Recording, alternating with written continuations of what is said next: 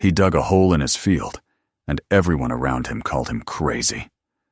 No one understood why the farmer was wasting his energy on land that was already producing crops. But then a storm came, the strongest in decades.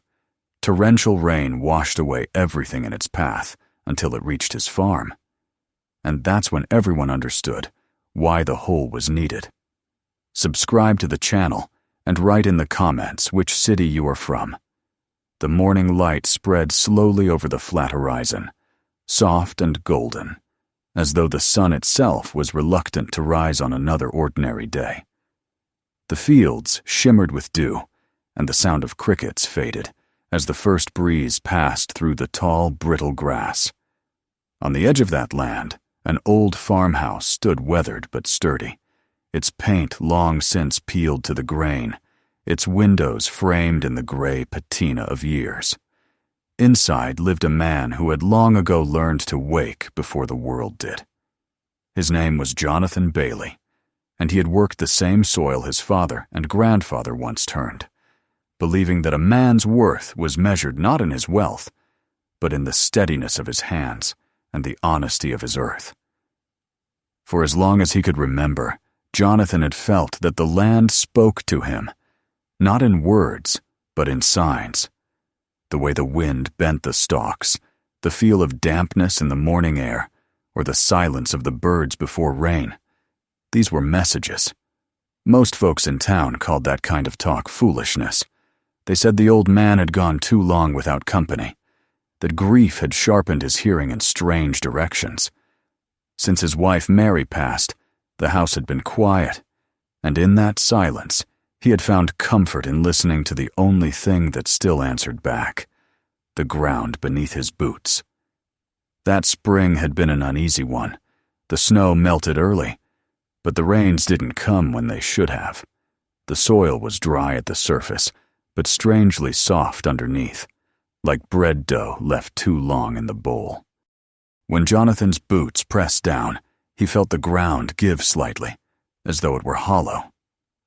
One evening, as he fed the cattle near the western fence line, he felt a faint vibration underfoot, a low, distant thrum that came and went like breath.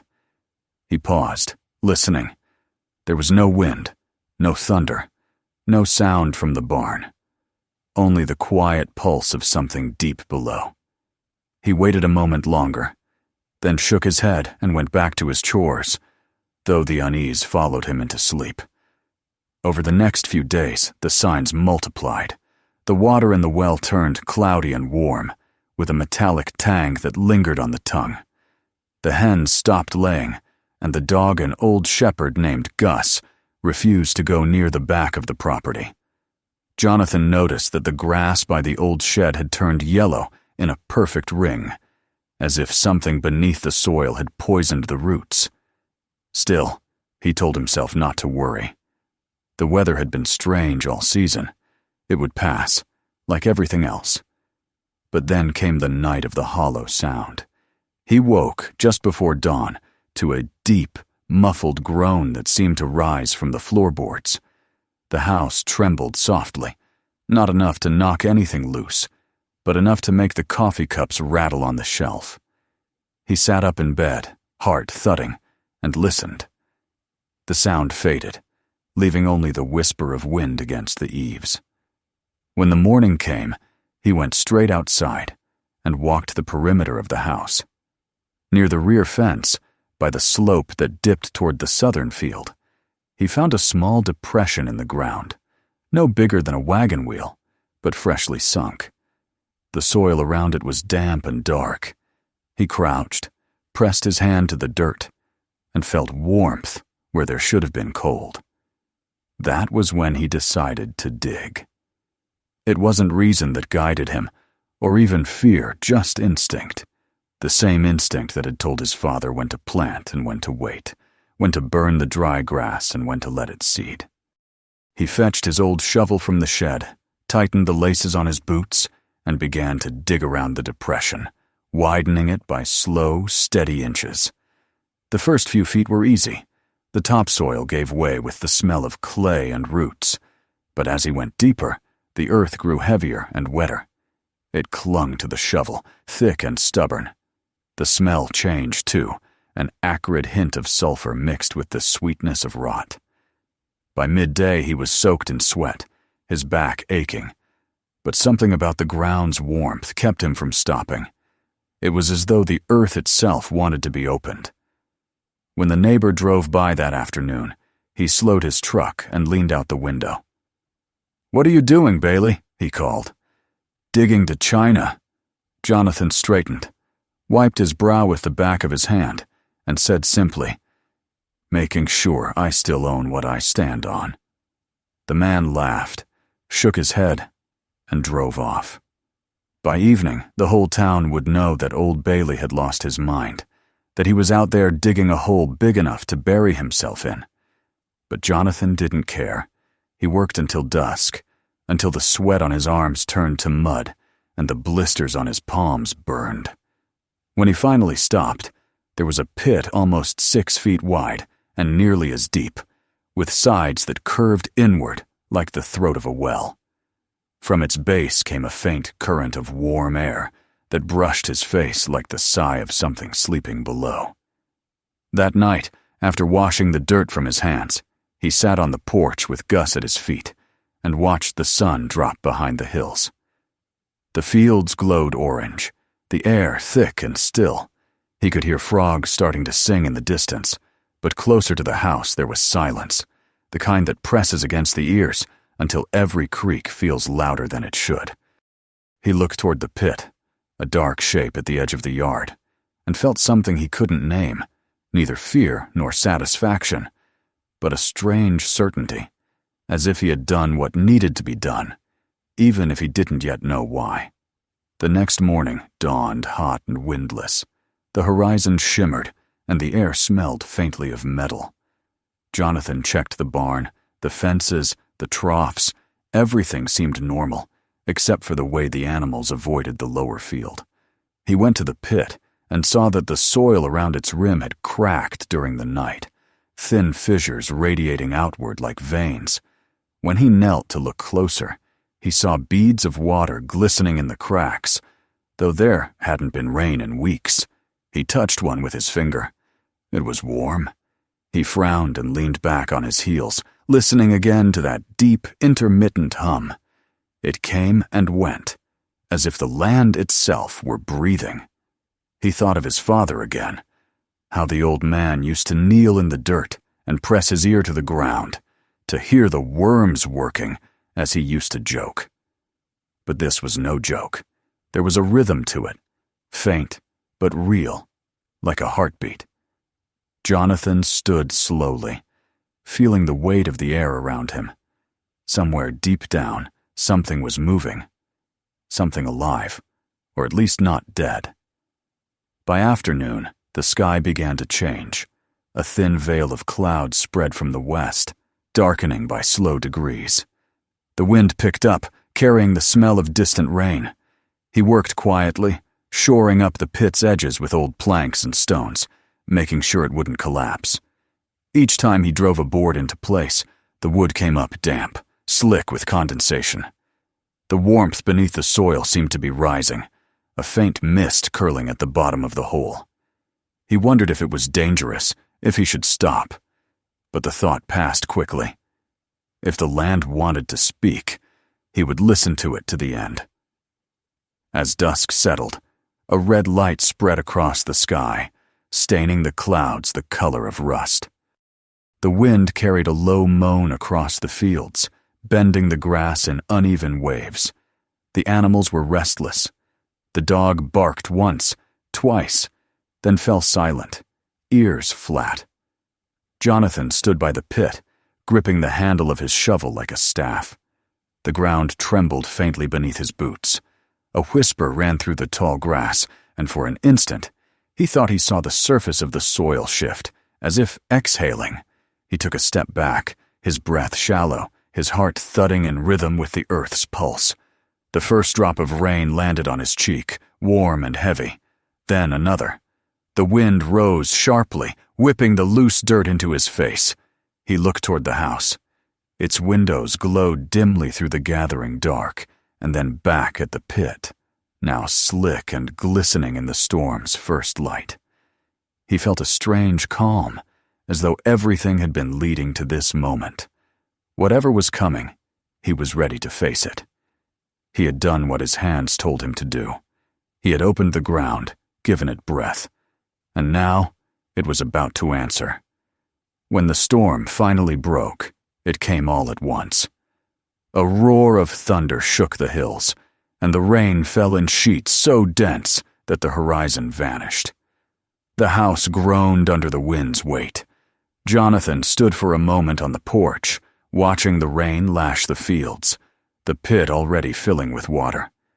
He could see rivulets forming, carving paths through the soil, all converging toward that single hollow in the earth.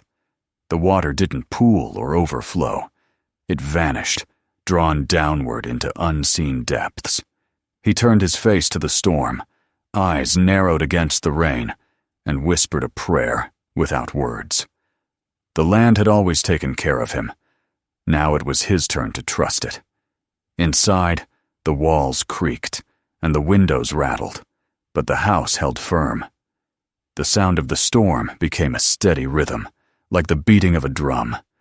Somewhere beneath it, faint but unmistakable, came that same deep hum he had felt for days, stronger now, alive. It pulsed through the floorboards, through the air, through his chest. He sat in his chair by the window, listening, waiting. In the flickering light of the storm, the old photographs on the wall seemed to shift, the faces of his parents and grandparents watching him from across the years.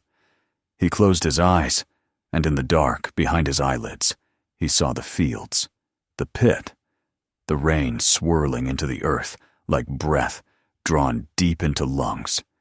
It was not madness, he realized, nor luck. It was connection, the old bond between man and soil, between listening and surviving. Outside, the thunder rolled again, and the sound seemed almost like a voice, low and ancient, rising from the depths to speak to the one man still awake to hear it.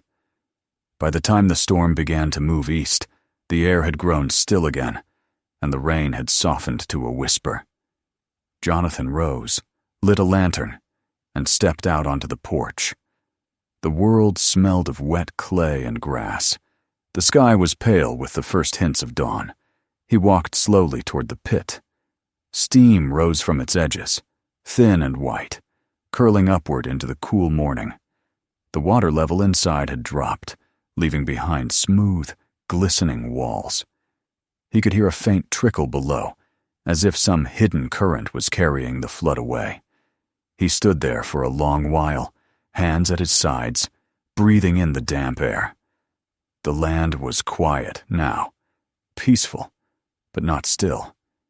It was breathing again, steady and alive. Behind him, the house stood unbroken, its foundation solid. Around him, the fields lay heavy with moisture. The crops spared the ruin that had swept through the neighboring valleys. He didn't know it yet, but that hole he had dug in silence and stubbornness had just saved everything he loved. For now, he only knew one thing. The earth had spoken, and he had listened. And though the world might still laugh, he no longer felt the need to explain. He looked once more into the darkness of the pit, saw the faint shimmer of moving water, and smiled. The storm had passed, but something far older had awakened beneath his feet. The day began anew, gray and heavy, the clouds still thick but the wind calm. Jonathan returned to his porch, set down his shovel, and poured himself a cup of coffee with hands that trembled only slightly. Gus lay beside him, head resting on his paws, eyes fixed on the horizon. The smell of rain lingered in the air. Somewhere deep below, the water moved unseen, carrying the memory of the storm away. Jonathan took a slow sip, feeling the warmth spread through him, and let his gaze drift over the land that had shaped his life. The soil was dark and rich again, the way it used to be. The laughter of his neighbors would fade with time, but the earth's voice low, patient, eternal, would remain. And beneath that calm surface, hidden in the depths, something ancient and grateful had begun to stir. The morning after the strange storm was thick with silence. The air hung heavy over the fields, damp and metallic, and a low mist lingered where the earth had drunk too deeply. Jonathan Bailey awoke before the sun, as he always did, but the usual rhythm of his chores felt slower that day. The old house creaked softly, the boards swollen from the rain, and every movement of his boots across the floor seemed louder than it should. He poured himself a cup of coffee and sat for a while at the kitchen table, listening to the distant drip of water from the eaves. The smell of wet wood and soil filled the air. Outside, the world was colorless, the sky pale gray, the fields darker still, their edges blurred by fog. The pit he had dug behind the barn was no longer just a hole in the ground. It had become something else, something alive. When he stepped outside, the damp air touched his face like breath. He walked to the edge of the yard and looked toward the pit. Steam still rose from its rim, a thin ghostly ribbon that drifted upward and vanished into the low clouds. The soil around it had hardened, smooth and dark like baked clay. He crouched and laid a hand against the earth. It was warm, not the surface warmth of sunlight, but the steady inner heat that came from something deeper. He listened for the faint hum that had haunted him before, but the ground was quiet. It had exhaled whatever it had been holding. Now it waited. The day passed uneasily. The weather had not yet decided what it wanted to be. Too wet to work, too still to rest.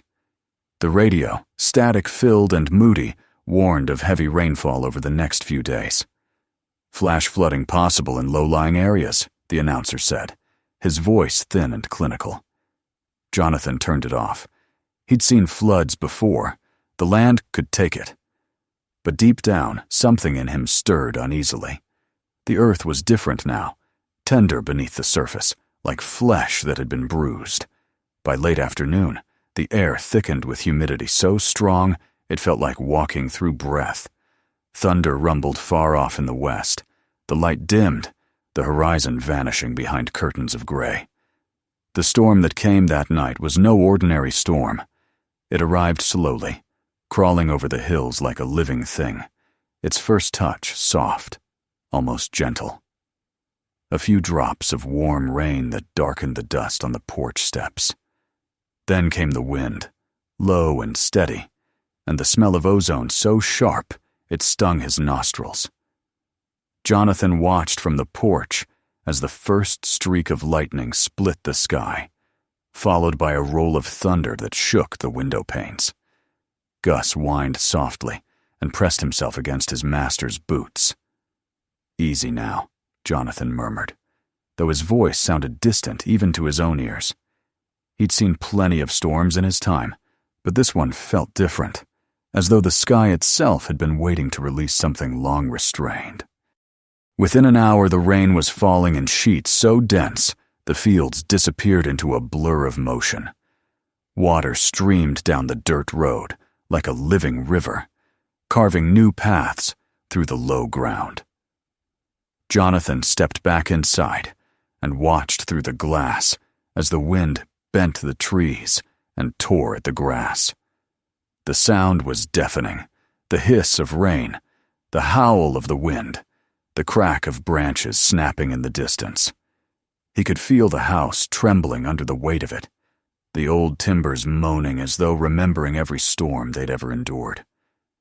In the barn, he could hear the restless shifting of cattle, their lowing muffled by the roar of rain. He pulled on his coat, grabbed the lantern, and stepped out into the chaos. The water came up to his shins within minutes, warm and fast, carrying twigs, leaves, and clumps of torn grass. He made his way to the barn, fighting the wind, his lantern flickering wildly. Inside, the animals were panicked, their eyes rolling white in the dim light. He calmed them as best he could, unlatched a few stalls, and opened the side gate to let them seek higher ground near the ridge. Then he looked toward the house. The water was running downhill now, straight toward it, forming a narrow channel that widened with every second. He moved quickly, digging small trenches with the shovel he had left, leaning against the fence. But it was hopeless. The current was too strong. He was about to retreat when he noticed something. The water that reached the yard didn't pool or spread. It vanished. He turned his lantern toward the pit. Even in the darkness, he could see the movement, the flow of rainwater surging across the yard, funneling toward that single point. The pit gurgled and hissed like a living mouth, swallowing the storm.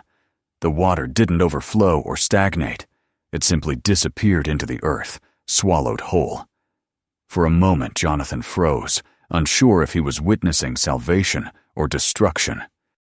The sound of rushing water was loud, deeper than any wind. He took a cautious step closer. The rim of the pit trembled, its edges slick with mud, but it held. He shone the light downward and saw the surface of the water swirling far below, vanishing into darkness. He felt the ground beneath him vibrate with quiet power, as if the earth had opened a vein to drain the flood. It should have terrified him, but it didn't. Instead, he felt an overwhelming sense of calm. The land was doing what it had to do. It was alive, protecting itself, and him along with it. By midnight, the storm reached its peak. The wind screamed across the valley, and rain lashed against the walls like thrown gravel. The power went out, plunging the farmhouse into darkness. Jonathan sat by the window, the lantern beside him, and watched the storm rage across his land. The fields beyond his yard had become a lake, dark and endless, reflecting flashes of lightning like veins of silver. The neighboring properties were invisible, swallowed by water and fog. He thought of the people who had laughed when he started digging. Good men and women who would now be praying their roofs held. He felt no spite, only a deep, weary gratitude that his instinct, his so-called madness, had led him here. The sound of the pit filled the silence between thunderclaps, a deep, steady rush, like breath drawn through the lungs of the earth. Sometime before dawn, the wind began to die. The rain softened, thinning to a drizzle. Jonathan stepped out into the yard again, the lantern light trembling in his hand. The world was unrecognizable. Water stretched in every direction, reflecting the gray sky like molten glass. The air smelled of mud and ozone. He could see the outlines of his fences under the surface, posts jutting like broken bones. But around the house, the ground was bare. Not a puddle remained. The water that should have drowned his home had vanished into the pit, leaving the soil dark and firm beneath his feet. He walked to its edge and looked down. It was no longer just a hole. It was a channel, a path into the deep places of the world. Steam rose from its center, faint and constant, and somewhere far below, water still flowed. He knelt and placed a hand on the rim. The warmth was gone now, replaced by cool dampness. Whatever had stirred beneath the earth had quieted, satisfied with what it had taken. When the sun finally broke through the clouds, it did so shyly, a pale disk behind a curtain of mist. Jonathan stood on the porch, drenched and shivering but unbroken. He could see movement in the distance, figures trudging through knee-deep water, vehicles stranded along the road. The valley had become a shallow lake, and yet his house stood on a small island of solid ground. He knew what the others would say when they saw it. They'd call it luck, or divine mercy. Maybe some would remember the hole and wonder. But he knew. It wasn't luck. It was the land answering him, as it always had. By mid-morning, the first rescue crews arrived from town. They came in trucks fitted with tall wheels and bright flashing lights, their tires sending waves across the flooded road. When they reached the Bailey farm, they slowed, staring in disbelief at the dry yard and the old man standing on his porch with his shovel in hand. One of the younger men climbed out and called to him. "You all right, sir? You need to be evacuated?" Jonathan shook his head. "I'm fine," he said. "The land took care of me." The man looked at the yard, the empty pit, the untouched house, and frowned. "How'd you keep it from flooding?" Jonathan smiled faintly. "I listened," he said, and that was all. They didn't understand, but they didn't argue. They had work to do elsewhere, and he let them go. That night, the rain returned briefly, a soft, hesitant drizzle that lasted an hour before stopping. The air was cooler now, and the stars began to show through the thinning clouds. Jonathan walked the perimeter of his property with a lantern, checking for damage. The fences were down in places, and the lower fields were slick with mud. But the house stood strong, the barn dry, the animals safe. He paused by the pit one last time before bed. It was quiet, the surface dark and still. The smell of sulfur that had once clung to it was gone, replaced by the clean scent of rain. He leaned on his shovel and whispered into the silence. "Thank you." The words felt small, but the earth seemed to hear them. The night air shifted, carrying a soft breath of wind that rippled the puddles near his boots. He smiled and turned back toward the house, his shadow long under the lantern's glow. Over the next few days, the floodwaters began to recede. The valley drained slowly, leaving behind flattened grass and silt. The radio was full of stories: bridges washed out, livestock lost, homes destroyed.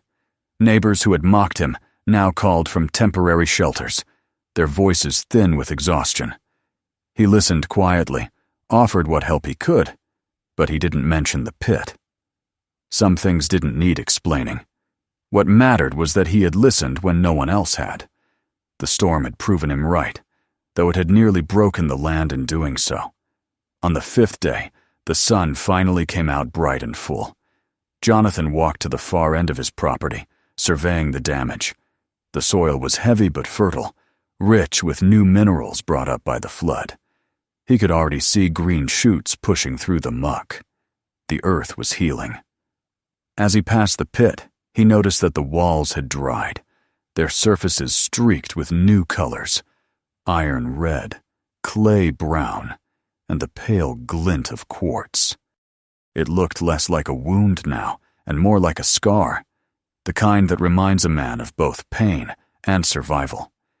He thought of filling it, covering it over with soil, pretending it had never been there. But as he stood looking into its depths, he realized that would be wrong. The pit wasn't just an accident. It was proof of connection, of understanding between man and land. It had saved him. It deserved to remain. By evening, the first visitors arrived. A few of the neighbors trudged up the muddy road, their boots caked with clay, their faces tired. They wanted to see for themselves how his farm had survived untouched. They shook their heads in disbelief, muttering about miracles and luck. "You always were a stubborn one, Bailey," one said, half admiring, half mocking. "Guess it paid off." Jonathan only nodded.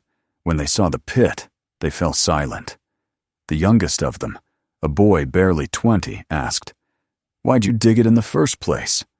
Jonathan looked out across the wet fields, where the sun now dipped low, casting gold on the water's surface. "Because the ground told me to," he said simply. They didn't laugh this time. They just stood there, listening to the quiet murmur of the draining water, until one by one they turned and left.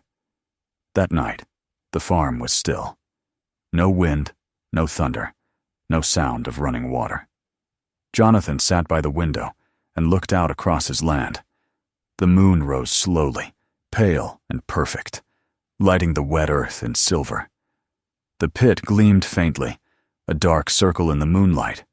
He could see it from where he sat, a reminder of what had passed and what might yet come. The laughter of his neighbors, the long days of digging, the fear of the storm, all of it had led to this moment of calm. The land was breathing again, slow and steady. He felt it beneath the floorboards, beneath his heartbeat. A rhythm older than time, patient and unbroken. As he drifted toward sleep, he thought of Mary, and how she used to say the land takes care of those who care for it. She had been right. The earth, when listened to, had its own wisdom. He had followed that voice and found salvation not just for himself, but perhaps for others too. Outside, the faintest breeze stirred the trees, carrying the scent of wet grass through the open window. The farm was quiet, the kind of quiet that comes after great noise, when everything broken begins to mend. And somewhere in the depths of the earth, unseen and unhurried, the water still flowed, carrying away the memory of the storm, leaving behind a promise, a bond renewed between man and soil, between listening and survival. The morning after the water finally drained from the valley, sunlight poured across the land, as if the world itself were trying to dry the memory of what had happened. The air carried a clean, metallic scent, and the fields that only days ago had been drowned beneath brown floodwater now shimmered with moisture like new skin. Jonathan Bailey stood on his porch with a cup of coffee cooling in his hands, watching the mist rise from the hollows. The storm had passed, but its echoes still lingered in the sagging fences, in the toppled branches scattered across the road, and in the hollow quiet that followed disaster. The neighbors' houses were still half submerged, and from a distance he could see the glint of rescue trucks and people hauling buckets of mud from their ruined basements. His land, however, stood untouched, a dark island of solid ground in a sea of destruction. The yard was firm beneath his boots, the house still upright, and the pit behind the barn, his mad hole, as they had called it, lay calm and silent, its surface a mirror of gray sky. He had not slept much the night before. The images of the storm replayed in his mind, the roaring wind, the pit swallowing the flood, the way the earth had seemed to breathe under his feet. There had been fear in that moment, yes, but also something deeper, something sacred. He could not shake the feeling that what had happened wasn't chance. The hole he'd dug had become a passageway, not just for the water, but for something older and wiser than any man. When the earth had opened, it had spoken, and he had listened. By mid-morning, the first visitors arrived. A group of neighbors trudged up the muddy road, their faces drawn and weary. Some had lost livestock. Others had spent the night bailing water from their homes. They stopped at his gate, astonished to see the dry yard and the house standing untouched. "You got lucky, Bailey," one of them said, shaking his head in disbelief. "The whole valley's gone under. But your place is bone dry." Jonathan didn't answer right away. He looked past them, toward the horizon, where the floodwaters glimmered under the sun. "It wasn't luck," he said quietly. "The ground took care of itself." The men exchanged glances. "You and that hole," another muttered. "Maybe there's something to your madness after all." They laughed softly, but without mockery this time, and one by one they drifted away, leaving Jonathan alone again with his thoughts. Later that afternoon, a convoy of government trucks appeared. Scientists, engineers, men in crisp uniforms, and women with clipboards fanned out across his property, setting up instruments and cameras. They spoke in low voices, measured and precise, asking questions he barely understood. "When did you begin excavating?" "Did you notice unusual gas emissions before the event?" "How deep was the fissure prior to flooding?" Jonathan answered as best he could, though most of his responses were met with puzzled frowns or scribbled notes. Eventually, a gray-haired geologist in a rumpled jacket approached him directly. "Mr. Bailey," he said, "we believe your excavation opened a natural karst conduit, a collapsed limestone channel that once carried groundwater through this valley thousands of years ago. The floodwater simply followed the path of least resistance. You created a vent, a kind of relief valve for pressure that had been building for decades. Jonathan nodded slowly, though the man's words felt cold, stripped of wonder. So it wasn't a miracle then, he said. The geologist smiled faintly. In a way, it was. You did something no machine or survey could have done. You listened to the land. Most people don't. That night, after the scientists had gone, Jonathan sat on the porch with Gus curled at his feet and watched the stars return to the sky. The night air was still, the soil still damp, but no longer bleeding water. From the barn came the soft rustle of the animals settling down, a sound that always comforted him. He thought of his father and grandfather men who had worked this same soil with the same calloused hands. They hadn't had science or technology, but they'd known the land, the way one knows an old friend. They would have understood what had happened, even if they couldn't name it. Jonathan took a deep breath, feeling the clean air fill his lungs, and whispered into the darkness, "I heard you." The wind shifted gently through the grass, almost like an answer.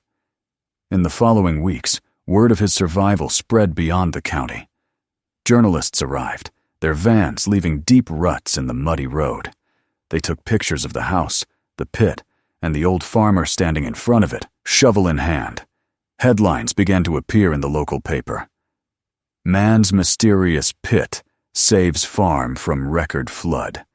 They called him the farmer who listened to the ground. Some wanted to make him a symbol of resilience, others of luck. One reporter from a big city asked him if he believed God had spoken to him through the earth. He only smiled and said, "Maybe he never stopped speaking. We just stopped listening." But not everyone came with curiosity. Some came with suspicion. A man in a dark suit arrived one morning, representing an environmental agency. He asked to see the pit, took samples of the soil, and warned Jonathan that it might need to be filled for safety reasons. "If that conduit collapses again," the man said, "it could open a sinkhole under your house." Jonathan listened politely, then replied, "If the land wants to take the house, it will. Filling it won't stop that." The official looked at him, unsure whether to argue or take notes. In the end, he did neither. He left quietly, leaving behind a card Jonathan would never use. The months passed, and the valley began to heal. The floodwaters receded, revealing flattened crops and tangled fences.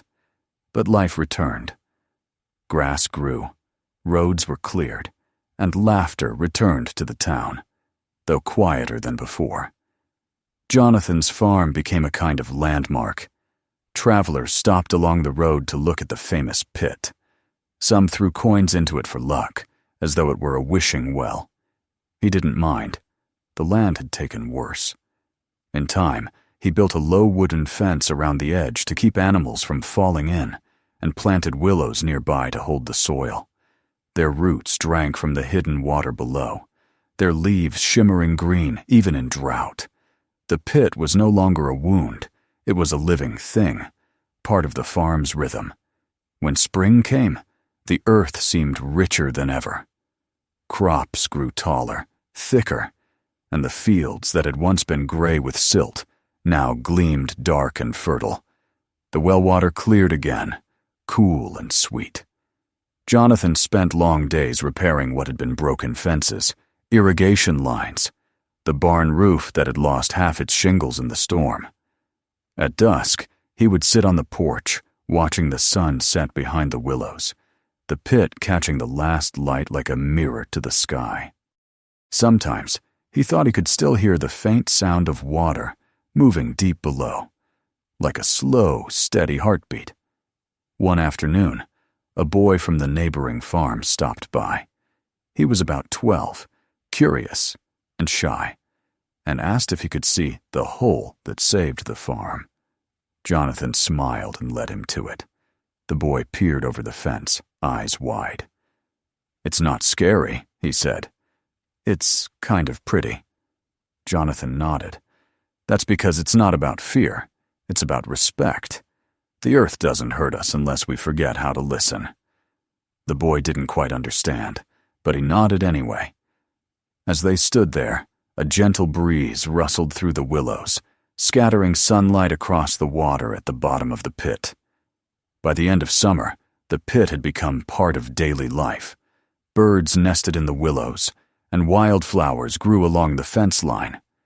Jonathan sometimes brought a chair there and sat quietly, reading or simply watching the light shift. He felt no need for company. The presence of the earth was enough. People still came to visit now and then. Students, officials, travelers, but fewer with each passing month. The world moved on, as it always did, but he remained. The farm was his world, and it was enough. A year after the flood, the county held a small ceremony in his honor. The mayor himself came, a short man with a tidy suit, and a speech full of practiced solemnity. They presented Jonathan with a framed certificate of recognition for service to the community and preservation of natural heritage. He accepted it politely, shaking hands and saying little. When it was his turn to speak, he stepped to the podium and looked out at the crowd. Neighbors, workers, officials, and a few strangers with cameras. The wind stirred lightly through the trees, carrying the scent of soil and rain. "There's not much to say," he began. "I didn't save anything. The land saved itself. I just got out of its way." There was a pause, then quiet applause, uncertain but sincere. Afterward, someone asked if he would sell a portion of his land to the county for study. He declined, smiling. "The land doesn't belong to me," he said. "I just borrow it for a while." That evening, when everyone had gone, he walked to the pit one last time before nightfall. The sun was low, staining the sky with pink and gold. The willows swayed gently, their shadows long and soft. He knelt by the fence and touched the soil, now dry and warm. Beneath his palm, he felt the faintest vibration, like the slow heartbeat he had heard before. He closed his eyes, letting the sound move through him. It was steady, patient, and eternal. He realized then that the land was not just the place he lived. It was part of him, and he of it. The flood, the storm, the ridicule, even the loneliness, they had all been steps toward this understanding. When darkness fell, he returned to the porch. The stars emerged, clear and sharp, scattered across the sky like seeds. The night was alive with quiet sounds, the chirp of crickets, the whisper of wind through grass, the faint trickle of water somewhere deep below. He thought of Mary again, her voice soft in memory, saying that the land remembers kindness. He hoped she had seen the flood from wherever she was, had seen the earth rise to protect what they had built together. He smiled faintly, lifting his cup of tea in a silent toast to her, to the farm, to the living world that had carried him through so much. The years ahead would be slower, gentler. There would be more storms, more floods perhaps, but he no longer feared them. He had seen what the earth could do when it was heard.